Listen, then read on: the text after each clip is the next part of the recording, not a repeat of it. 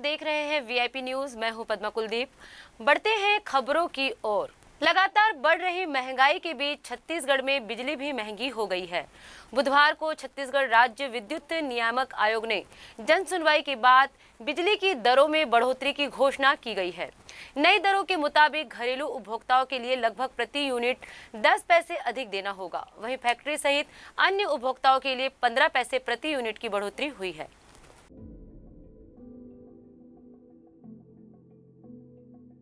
छत्तीसगढ़ में लोगों की जेब पर बिजली के बिल का बोझ भारी पड़ने वाला है। राज्य विद्युत नियामक आयोग की सुनवाई के बाद घाटे की भरपाई के लिए बिजली बिल की दरों में बढ़ोतरी कर दी गई है। आयोग ने 2022-23 के लिए बिजली की औसत दर लगभग 6 रुपए 22 पैसे प्रति यूनिट निर्धारित की है। 2021-22 में ये दर 6 रुपए 8 पैसे प्रति यूनिट थी। आयोग ने बताया कि बिजली कंपनियों की ओर से प्रस्तावित कुल 1004 करोड़ रुपए के घाटे की भरपाई की जाती तो टैरिफ में औसतन 5.39% की वृद्धि करनी पड़ती। इसे घटाकर 386 करोड़ रुपए ही मान्य किया गया है। ऐसे में बिजली दरों में औसत 2.31% की वृद्धि की गई है। पावर कंपनियों के जो प्रस्ताव आए थे उसके ऊपर पे आयोग ने सुनवाई करी 2 दिन 24 और 25 फरवरी को। घरेलू जो उपभोक्ता हैं उनको 10 पैसे प्रति यूनिट और अन्य कैटेगरी के जो उपभोक्ता हैं उनको 15 पैसे प्रति यूनिट के हिसाब से विद्युत दरों में बढ़ोतरी की गई है। 1004 करोड़ का राजस्व घाटा हमने सबमिट किया था और हमने 386 करोड़ का घाटा ही अनुमोदित किया है। तो बकाया जो राजस्व घाटा है उसकी भरपाई करने के लिए हमने विद्युत कंपनियों को अलग अलग दिशा निर्देश देने का प्रावधान किया है और जिसके अनुपालन करने से वो कंपनियां अपने अनावश्यक खर्चों में कटौती कर पाएंगी। बिजली की नई दरें 1 अप्रैल 2022 से प्रभावी हो चुकी हैं, यानी अप्रैल के महीने का बिजली बिल नए टैरिफ के हिसाब से आएगा। आयोग ने स्पष्ट किया है कि गैर सब्सिडी वाले कृषि पंप वाले उपभोक्ताओं को ऊर्जा प्रभार में 20% की छूट जारी रहेगी। ग्रामीण क्षेत्रों, बस्तर विकास प्राधिकरण और सरगुजा विकास प्राधिकरण क्षेत्र में संचालित अस्पतालों, नर्सिंग होम, डायग्नोस्टिक सेंटर के लिए प्रचलित बिजली दरों में 7% की छूट दी जाएगी। यह छूट पहले भी मिल रही थी। राज्य शासन द्वारा टेक्सटाइल उद्योग, जूट उद्योग और एथेनॉल उद्योग की स्थापना के लिए बी स्पोक पॉलिसी के तहत विभिन्न क्षेत्रों में छूट दी जा रही है। उसी तारतम्य में हमने टेक्सटाइल इंडस्ट्री को, जो कि रोजगारपरक दूसरी इंडस्ट्री है, उसको भी हमने विद्युत दर में 25% का छूट देने का प्रस्ताव किया हुआ है और देने जा रहे हैं।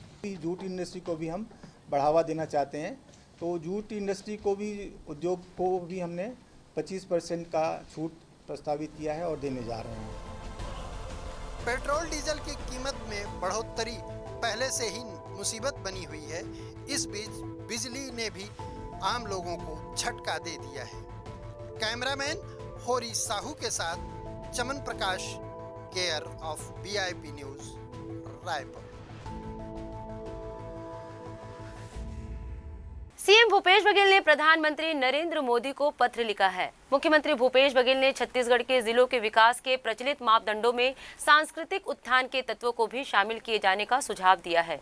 उन्होंने कहा है कि स्थानीय बोली में शिक्षा, मलेरिया और एनीमिया में कमी, वनोपज की समर्थन मूल्य में खरीदी, लोक कला, लोक नृत्य और पुरातत्व का संरक्षण, संवर्धन, जैविक खेती, वनाधिकार पट्टे आदि को शामिल किया जाना चाहिए।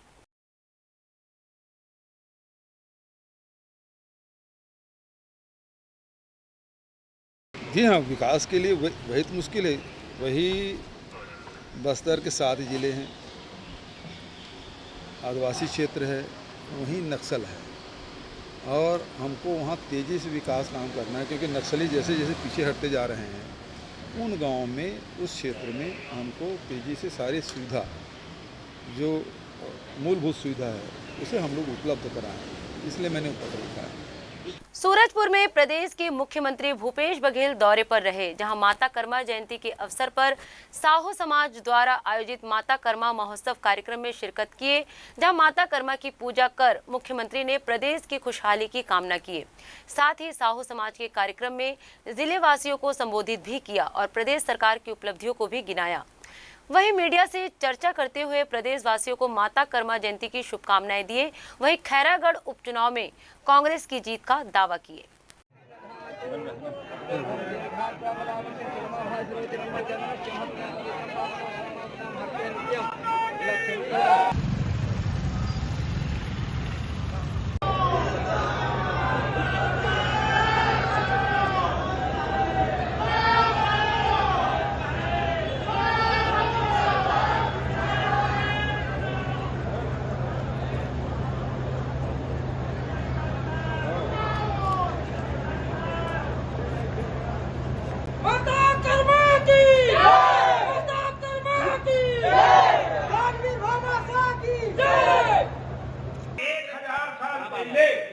हमारे साहू आज हम उसका जयंती मना रहे हैं। तो किसानों को, अन्नदाताओं को, ये अन्नदाताओं का प्रदेश है, किसानों का प्रदेश है, आदिवासियों का प्रदेश है।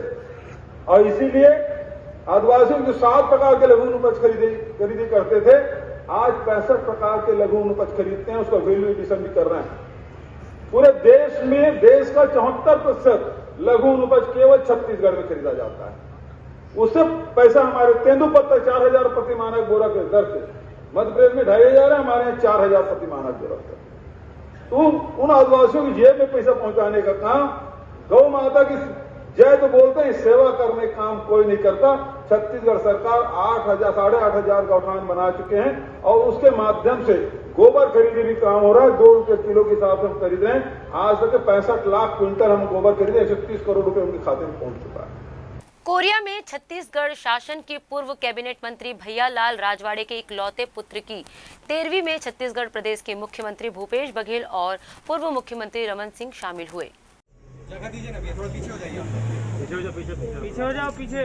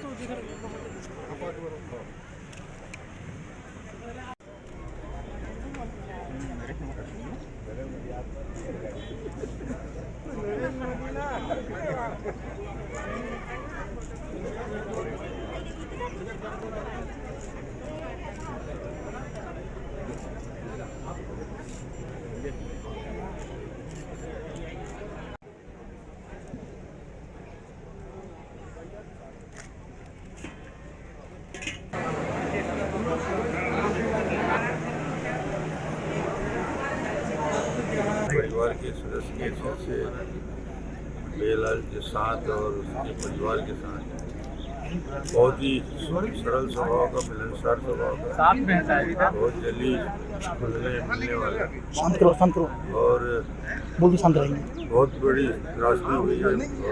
बेलाल के परिवार और उसके युवा पुत्र का जाना बहुत ही दुखद भी है। पूर्व मुख्यमंत्री और भाजपा राष्ट्रीय उपाध्यक्ष डॉक्टर रमन सिंह ने अंबिकापुर दौरे के दौरान पत्रकारों से खैरागढ़ उपचुनाव को लेकर चर्चा की। पूर्व सीएम रमन सिंह ने प्रदेश सरकार पर तंज कसते हुए कहा कि नगर पालिका और वार्ड पार्षद के चुनाव में खैरागढ़ को जिला बनाने की बात करते हैं, ये हार का डर है।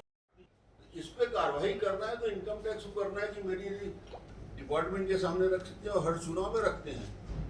इसमें यदि कहीं जवाबदारी नहीं है, ये कोर्ट में वो लोग जाके बोलेंगे भाई ये इन्होंने दिया है। आज जो टॉप पे दिख रहा है कल धरातल में आ जाएगा। तो अर्थ से फर्श को आने में सेकंड भर समय नहीं लगता। ये चिंता मत करिए।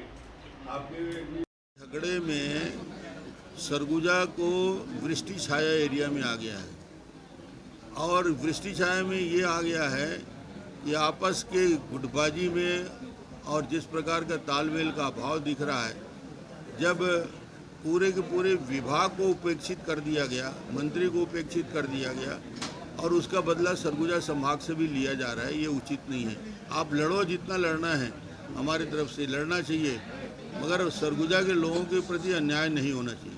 सर खैरागढ़ को जिला बनाने, मैं बता रहा हूँ ना, 6 महीने पहले नगर पालिका चुनाव के वार्ड पार्षद के चुनाव में जिला बनाने की बात बोल चुका है।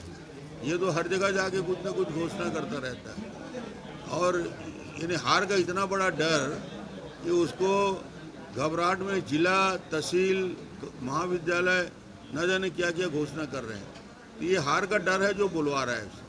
रायपुर के खमतराई थाना क्षेत्र में मामूली विवाद में दो दोस्त के बीच लड़ाई ने खूनी मोड़ ले लिया और इस हमले में एक की मौत हो गई। प्रार्थी राकेश यादव के मुताबिक उसका भाई रुपेश यादव और उसके साथी बल्लू चंद्राकर और छोटू चंद्राकर घूमने के लिए गए हुए थे, जहां रिंग रोड के पास में बाइक गिरने की बात को लेकर दोनों के बीच में विवाद हो गया। वहीं छोटू चंद्राकर ने रुपेश यादव को वहीं पड़े पट्टे से हमला किया था। हमले के बाद रुपेश यादव को मेकाहारा अस्पताल में इलाज कराया जा रहा था। इलाज के दौरान रुपेश यादव की मृत्यु हो गई। इसमें आरोपी छोटू चंद्राकर के खिलाफ हत्या का मामला दर्ज कर अपराध पंजीबद्ध कर गिरफ्तार कर लिया गया है। खमतराई थाना क्षेत्र में प्रार्थी राकेश यादव की तरफ से रिपोर्ट दर्ज कराया गया है कि उसका भाई रुपेश यादव और उसके साथी दो लोग थे, एक बल्लू चंद्राकर और छोटू चंद्राकर। ये तीनों 9 तारीख को घूमने के लिए गए थे। वहीं रिंग रोड के पास में बाइक गिरने की बात को लेकर इनके बीच में विवाद हुआ था, जिसमें बल्लू चंद्राकर और छोटू चंद्राकर ने रुपेश यादव को वहीं रोड में पड़े हुए पट्टा से उस पर पेट पे हमला किया था, जिसमें उसको इलाज कराया जा रहा था। मेकाहारा अस्पताल में इलाज के दौरान कल उसकी मृत्यु हुई है। इसमें अपराध पंजीबद्ध कर लिया गया है और आरोपी को गिरफ्तार कर लिया गया है। खमतराई थाना क्षेत्र में इसकी विवेचना की जा रही है। राजधानी रायपुर में चोरी की घटना रुकने का नाम ही नहीं ले रही है। चोर हर रोज पुलिस को वारदात कर चुनौती दे रहे हैं। राजधानी के रोहिणीपुरम में चोरों ने सूने मकान का ग्रिल काटकर चोरी की घटना को अंजाम दिया है। बताया जा रहा है कि इस मकान के मालिक घूमने शहर बाहर गए हुए थे। इसी दौरान ये वारदात हुई है। शहर में सूने मकानों को लगातार इसी तरह शातिर अपना निशाना बना रहे हैं।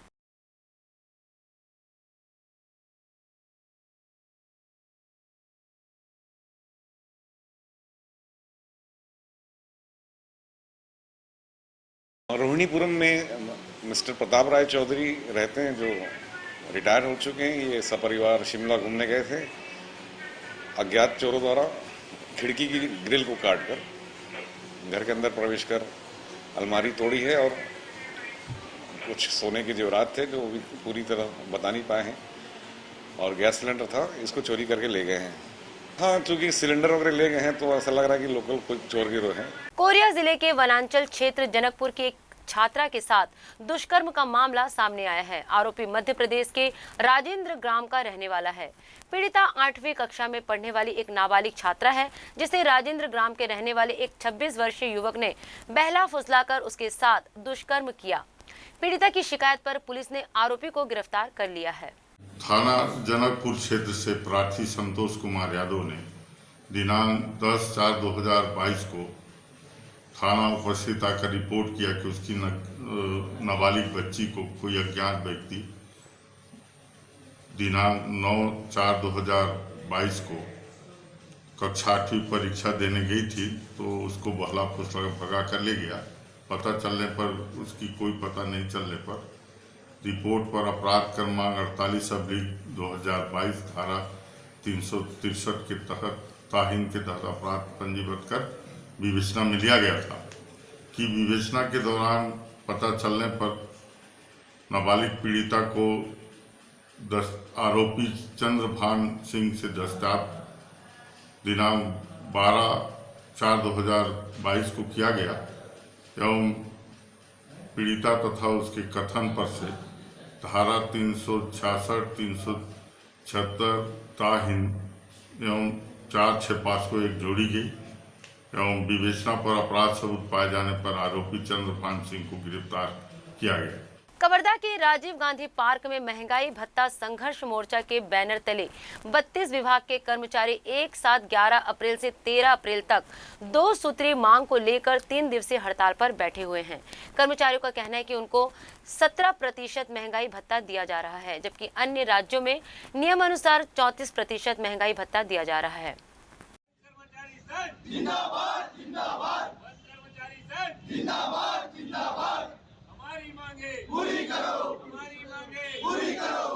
तो अभी इस वक्त हम कवर्धा शहर के राजीव गांधी पार्क में मौजूद हैं और यहाँ पे छत्तीसगढ़ कर्मचारी वन कर्मचारी संघ के बैनर तले यहाँ पे 24 दिन से हड़ताल पर इतनी टेम्परेचर में इतना तापमान बढ़ा हुआ है। कवर्धा शहर में 40 डिग्री से भी ज़्यादा तापमान है और इतने गर्मी में भी 24 दिनों से लगातार इन लोग अपनी मांगों को लेकर हड़ताल पर बने हुए हैं। आइए जानते हैं कि इनको क्या क्या दिक्कतें यहाँ पे हो रही है, साथ ही इनकी क्या क्या मांगे हैं। क्या नाम है आपका? परसराम चंद्राकर। किन किन मांगों को लेकर यहाँ पे धरना दिया जा रहा है?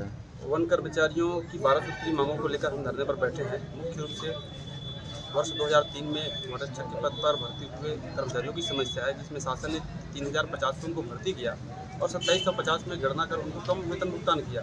कुछ कर्मचारियों को 3050 में जिनको भुगतान किया उनसे आज वसूली की जा रही है, तो ये वसूली न हो और सही गणना करके हमारे कर्मचारी साथियों को उसका लाभ मिले।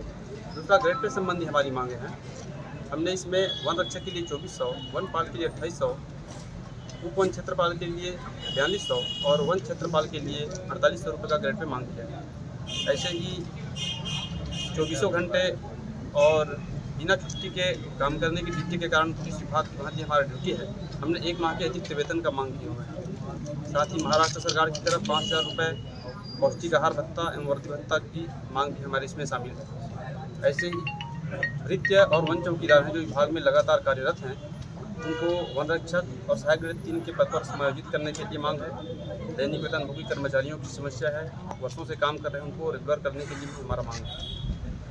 कवर्धा शहर में 40 डिग्री से भी ज़्यादा तापमान है और इतने धूप में भी इनके द्वारा अपने मांगों को लेकर 24 दिनों से हड़ताल में लगातार जारी है। क्या क्या दिक्कतें हो रही हैं यहाँ पे? गर्मी में दिक्कत तो हो रही है, धूप बहुत है। हमारे कर्मचारी भरी दोपहरी में यहाँ सुबह 10 बजे से शाम के 5 बजे तक बैठे रहते हैं और भाई संघर्ष का रास्ता कांटों से भरा होता है। तो चूँकि हम ये लड़ाई लड़ रहे हैं शासन के साथ, अपने अधिकार की लड़ाई, और जो भी चुनौती मिल रहा है हमको प्रकृति के माध्यम से और प्रशासनिक तौर पर, उसको झेल रहे हैं। कड़कड़ाती धूप में भी ये हड़ताल पे बैठे हुए हैं, लेकिन इनकी मांगों पर अभी तक सरकार की ओर से ध्यान नहीं दिया जा रहा है। देखते हैं आने वाले दिनों में इनकी मांगों को पूरा करने को लेकर छत्तीसगढ़ की सरकार क्या निर्णय लेती है। Ved Sahu, VIP news, Kawardha. इधर महंगाई भत्ता बढ़ाने की मांग को लेकर गरियाबंद छत्तीसगढ़ टीचर्स एसोसिएशन धरना प्रदर्शन कर मुख्यमंत्री के नाम अपर कलेक्टर को ज्ञापन सौंपा। टीचर्स एसोसिएशन ने लंबित 17% महंगाई भत्ता DA एरियर सहित तत्काल प्रदान करने गृह भाड़ा भत्ता को 7वें वेतनमान के आधार पर पुनरीक्षित करने की मांग की गई है। हमारी एकता जिंदाबाद।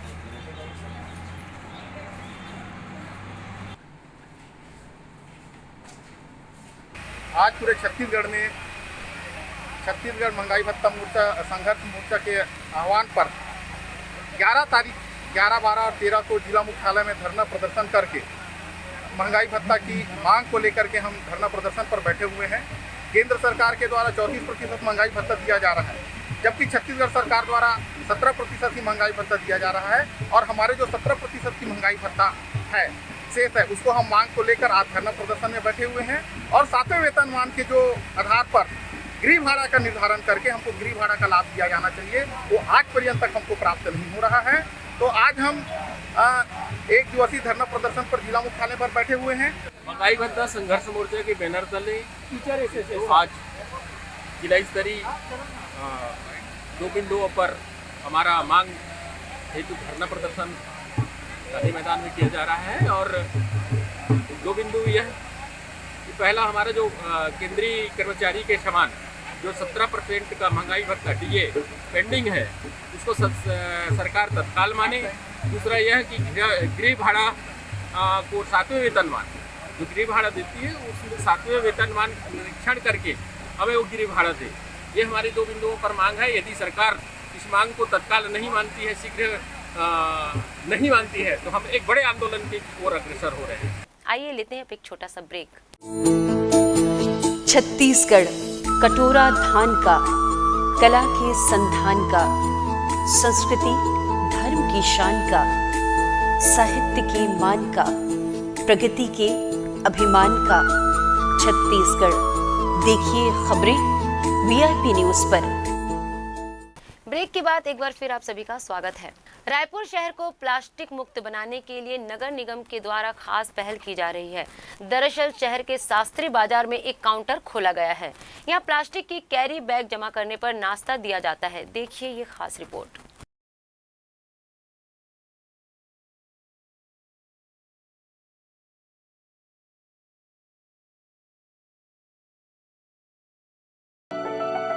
नगर निगम और महिला स्व सहायता समूह की सहयोग से शुरू किए गए इस फूड बैंक को लोगों द्वारा अच्छा रिस्पांस भी मिल रहा है। इस फूड बैंक में प्लास्टिक जमा कराने वालों को गर्मा गर्म समोसे और पोहे का नाश्ता कराया जाता है। 2 से 3 दिनों के भीतर ही अब तक करीब 15 से 20 किलो पॉलीथीन इकट्ठा कर नगर पालिका को सौंपा गया है। स्व सहायता समूह की महिलाओं ने बातचीत के दौरान बताया कि निगम और उनकी टीम की कोशिश है कि राजधानी रायपुर को पॉलीथीन मुक्त बनाया जा सके। पॉलीथीन हम ले रहे हैं 1 किलो पॉलीथीन, जो उसके बदले जो नाश्ता दिया जा रहा है उन पॉलीथीनों को हम नगर निगम को सुपुर्द कर देंगे और उन जो भी वो इसका मिसयूज़ है वो मार्केट में बंद हो जाएगा। इससे क्या है, स्वच्छता के हम एक कदम और आगे बढ़ सकेंगे। प्लास्टिक के दुष्प्रभाव से वैसे तो सभी परिचित है, लेकिन इसके बाद भी इसके इस्तेमाल में कमी नहीं आ रही है। आइए एक नजर डालते हैं प्लास्टिक के इस्तेमाल को कैसे कम किया जा सकता है। प्लास्टिक से बने ऐसे सामानों के इस्तेमाल से बचे जो सिर्फ एक बार इस्तेमाल में लाए जा सकते हैं। प्लास्टिक बैग्स के स्थान पर जूट या कपड़े के बने थैलों का उपयोग करें। प्लास्टिक प्रदूषण हमारे पर्यावरण को काफी तेजी से नुकसान पहुंचा रहा है। प्लास्टिक पदार्थों से उत्पन्न कचरे का निस्तारण काफी कठिन होता है। इसके चलते ये एक वैश्विक चिंता का विषय बन गया है। ऐसे में रायपुर में हुई ये पहल यहाँ के लोगों के सहयोग से ही अपने मकसद पर कामयाब हो सकता है। Gaurav Singh, VIP news, Raipur. Plastic मुक्त भारत व छत्तीसगढ़ बनाने के लिए सरकार द्वारा कई प्रयास किए गए हैं। इससे पहले भी छत्तीसगढ़ में या बात करें या देश की बात करें तो प्लास्टिकों को बैन करने की कोशिश की गई है, मगर इससे कोई परिणाम निकलकर सामने नहीं आया।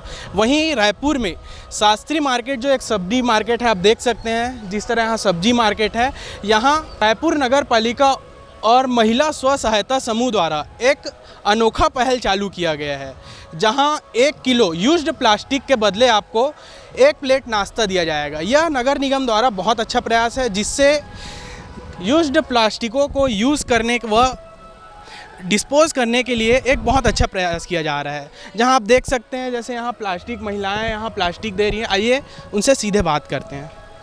ये किचन है, यहाँ यूज्ड प्लास्टिक के बदले आपको 1 प्लेट नाश्ता दिया जाएगा। महिलाएं यहाँ हैं, आप उनसे बात करते हैं। ये आइडिया आप लोगों को कैसे आया? कैसे आपको ये प्रोग्राम कैसे मिला, इसके बारे में कैसे सोचा और इसका लोगों में क्या प्रभाव पड़ रहा है? आसपास के लोग क्या आ रहे हैं यहाँ? जी आ रहे हैं, और ये हमें महापौर जी द्वारा दिया गया है रोज़गार, हमारी महिला स्व सहायता समूह को मिला है। और यहाँ पे हम 1 किलो पॉलीथीन के ऊपर उनको 1 प्लेट नाश्ता देंगे। और साथ में जैसे कि आप मार्केट में देख रहे हैं नाश्ता वगैरह का जो हम उनको उपलब्ध कराएंगे। इससे क्या है, हमारी महिलाओं को रोज़गार प्राप्त हुआ है और स्वच्छता के ओर एक कदम हम आगे भी बढ़े हैं। जैसे कि आप देख रहे हैं कि पॉलीथीन के ऊपर हम नाश्ता 1 प्लेट देने का निर्णय लिया है हमारे समूह ने।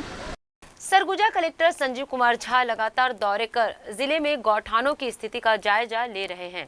बुधवार को लखनपुर विकासखंड स्थित लटोरी और जमगला गौठान का निरीक्षण किया गया।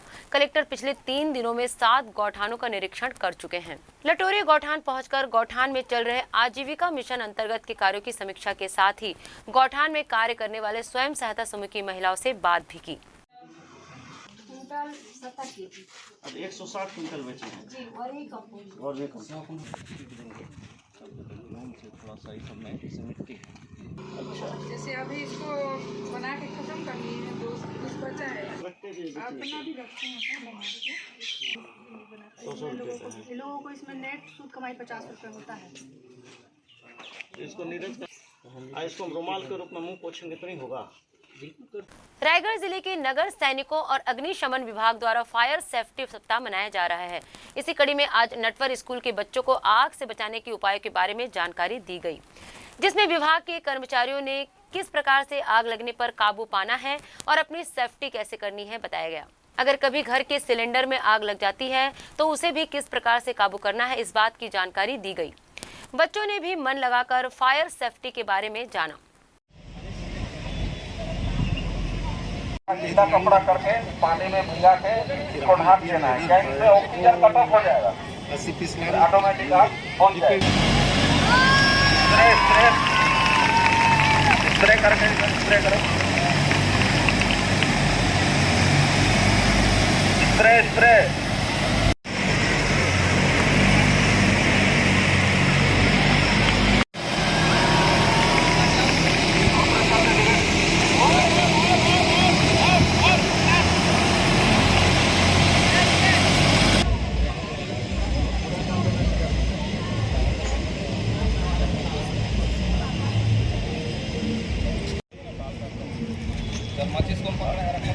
डिस्ट्रिक्ट कमांडेंट सर हैं। फायर डे के उपलक्ष्य में विभाग के द्वारा हमारी संस्था में आज बच्चों को फायर के विभिन्न प्रकार के फायर और उनको किस प्रकार बुझाया जाता है और उसमें क्या क्या प्रिकॉशंस हमको लेना है, इस संबंध में बहुत अच्छी महत्वपूर्ण जानकारी दी गई और उनको डेमोन्स्ट्रेट कर दिखाया गया, जो कि बच्चों को बहुत अच्छा लगा। साक्षात देखने में और ज़्यादा बच्चे उत्साही रहे और विभाग की तरफ से ये जो कार्यक्रम आयोजित था इसके लिए हम उनका धन्यवाद देते हैं, क्योंकि इस प्रकार की जानकारियाँ जो बच्चे अक्सर नहीं जान पाते हैं उपलब्ध कराया गया, तो ये बहुत ही अच्छा लगा। यहाँ लाटो स्कूल में बच्चों को एक डेमो के रूप में हम लोग शुरुआत किए हैं। तो बच्चों को हमने एक बारे में एक डिस्ट्रीब्यूटर के बारे में उनको बताया, A class, B class, C class, D class के आगे बारे में उनको जानकारी दी। पर अब जब इस लड़कों को बच्चों को यहाँ ग्राउंड में डेमो के रूप में उनको दिखा रहे हैं। अगली खबर जांजगीर चांपा जिले से है, जहां ओपन स्कूल की 10वीं की परीक्षा में अपने भाई की जगह दूसरा भाई परीक्षा दे रहा था। पूरा मामला शासकीय बहुउद्देश्य उच्चतर माध्यमिक शाला का है। परीक्षा देने वाले व्यक्ति का नाम मुन्ना भाई है, जो मास्क पहनकर परीक्षा दे रहा था। मुन्ना भाई को केंद्र अध्यक्ष की शिकायत के बाद जांजगीर कोतवाली पुलिस ने गिरफ्तार किया है। आरोपी के विरुद्ध कार्यवाही की जा रही है।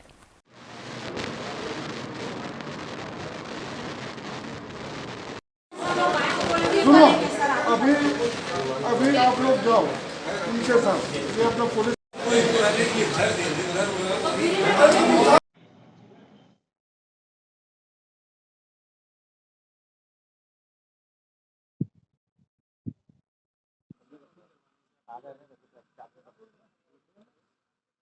राज्य ओपन स्कूल का परीक्षा हिंदी विषय का चल रहा था और उसमें एक छात्र कक्षा 10वीं की परीक्षा देते हुए मुन्ना भाई अपने छोटे भाई शंकर दास मानिकपुरी के स्थान पर काशी दास मानिकपुरी बैठ गया था।